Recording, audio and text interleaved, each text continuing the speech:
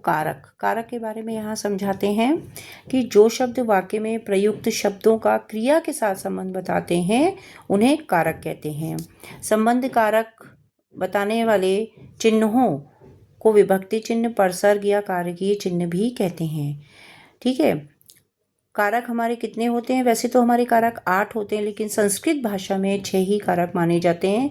इनमें विद्वान संबंध तथा संबोधन को कारक नहीं मानते हैं, क्योंकि संबंध कारक का क्रिया के साथ कोई संबंध नहीं होता है तथा संबोधन कारक स्वयं में स्वतंत्र होता है। इसका वाक्य के अन्य शब्दों से कोई संबंध प्रकट नहीं होता।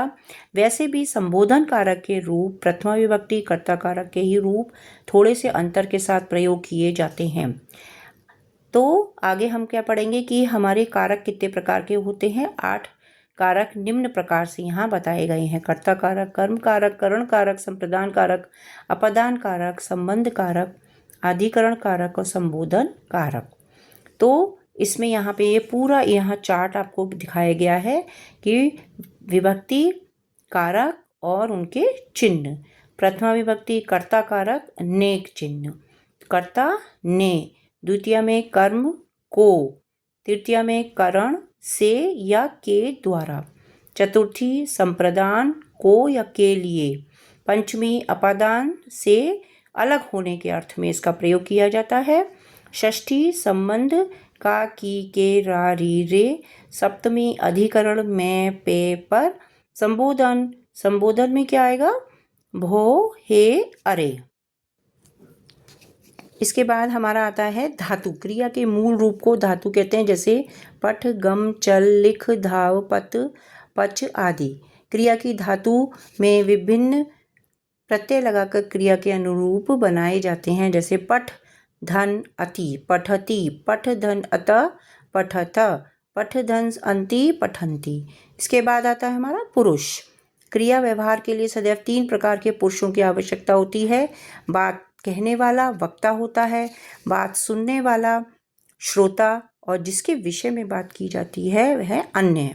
इस प्रकार पुरुष 3 प्रकार के होते हैं। प्रथम पुरुष, मध्यम पुरुष, उत्तम पुरुष। प्रथम पुरुष जिस व्यक्ति, वस्तु, स्थान आदि के विषय में बात की जाती है उसे प्रथम पुरुष कहते हैं, जैसे एष, एष, एतत्, स, सा, तत्, राम, रमा आदि।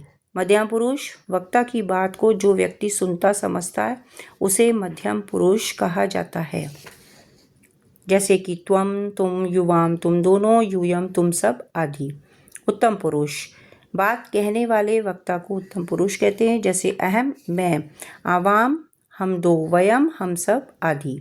संस्कृत भाषा में तीनों पुरुषों के तीनों वचनों में रूप चलते हैं। इस तरह कर्ता 9 प्रकार के होते हैं। इसी तरह क्रिया के रूप भी 9 प्रकार के हो जाते हैं। क्रिया पर लिंग का प्रभाव नहीं पड़ता है। ये क्रियाएं तीनों लिंगों के कर्ताओं के लिए समान रूप से प्रयोग की जाती हैं।